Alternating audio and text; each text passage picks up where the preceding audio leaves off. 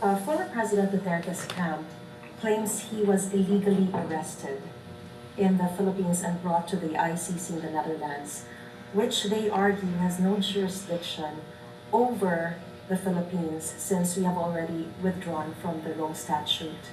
What is the ICC's response to this? I think that there are two different questions here. One is the issue of the arrest, and if there are requests regarding the lawfulness of the arrest itself, it can be presented to the judges who will decide on it. Mm-hmm. Second question is the question of jurisdiction of the ICC over crimes allegedly committed in Philippines before its withdrawal from the Rome Statute. And that's something on which the ICC has already been clear, whether it's in regard to Philippines or Burundi, which is another state that also withdrew from the ICC Rome Statute. So the court's jurisprudence has already indicated that the ICC retains jurisdiction even after the withdrawal of a state, but only for the crimes that are allegedly were committed during the period when the state was a state party to the ICC Rome Statute. So for the Philippines, I think from 2011, 2012 until 2019, this is the period in which Philippines was a state party.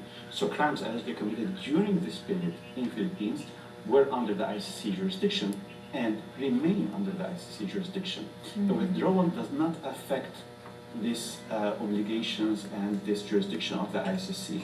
It only affects the future. So after the withdrawal becomes effective, if new crimes are committed, then they will not fall under the ICC jurisdiction. But the jurisdiction was already there during the period when the Philippines were a state party, or Burundi, which is the other example, and then the exercise of the jurisdiction can be after the withdrawal. There is no problem in that, but the application of the law on international treaties means that this jurisdiction was already existing, and thus the ICC can retain it. After the arrest of former President Duterte, was it necessary for the Interpol and the Philippine authorities to bring Duterte first to a local court in the Philippines before bringing him here in The Hague? Well, this is a matter that depends on each state internal laws.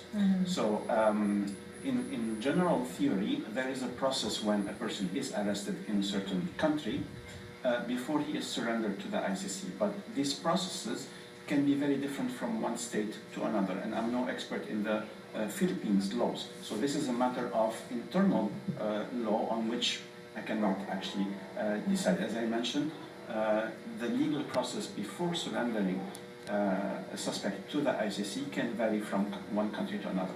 And as far as you are concerned, there is nothing illegal in terms of his arrest?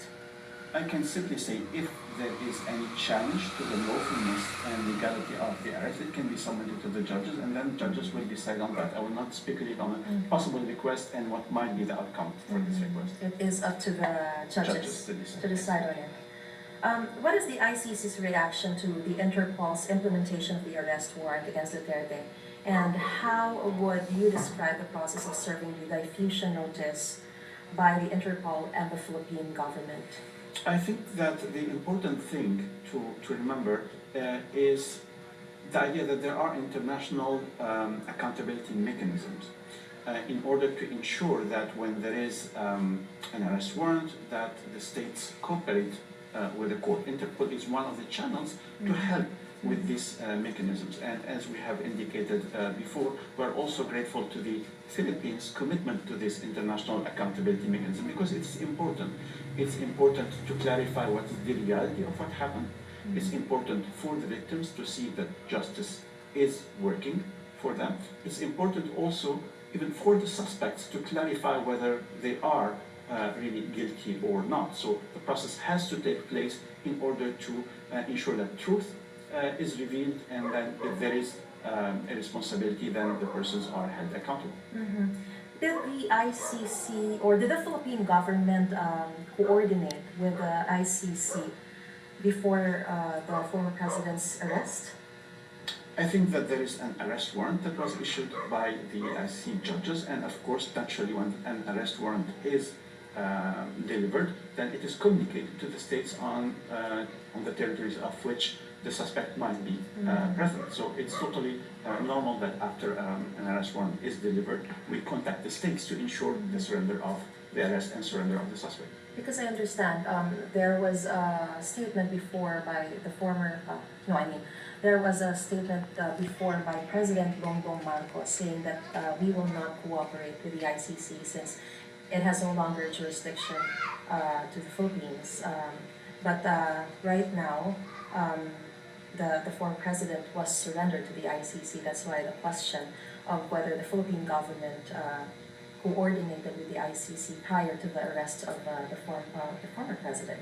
Well, as I was mentioning, we need to distinguish the issue of the jurisdiction from before and after the withdrawal of the Philippines. Crimes that allegedly were committed before the withdrawal of the Philippines from the ICC Rome Statute remains under ICC jurisdiction. So the ICC has jurisdiction over these past alleged crimes, but there is no jurisdiction currently over Philippines for if crimes would be committed after this withdrawal. So the issue of jurisdiction is different from the issue of the cooperation. Now, the issue of the cooperation, as I said, it was for the Philippines authorities to cooperate with the international accountability mechanisms and with the ICC, and we are really grateful that this was done to make the truth clear for everyone and to see the process of justice working. As for the cooperation with the Philippines, as I mentioned, after an ICC pre-trial chamber delivers an arrest warrant, it has to be communicated to the different states in order to ensure the arrest and surrender of suspects. So it's a natural process. All right. Some view Duterte's case as a gift to the ICC, noting that the court's conviction record primarily involves African warlords. They suggest that this case is a significant boost for the ICC. How do you respond to such claims? Well, first, I think all cases before the ICC are about very serious crimes. By definition, the jurisdiction of the ICC is about war crimes, crimes against humanity, and genocide, and in certain cases, the crime of aggression. These are very serious and very grave crimes. So all cases before the ICC are important. And for us, it's very important to always remember that why we are doing all of this is because victims have suffered and they deserve to know the truth. And accountability has to be there in order to ensure for the future, a better future for everyone. So, No excitement? nakahawak siya, no? New Lucky Meat Chicken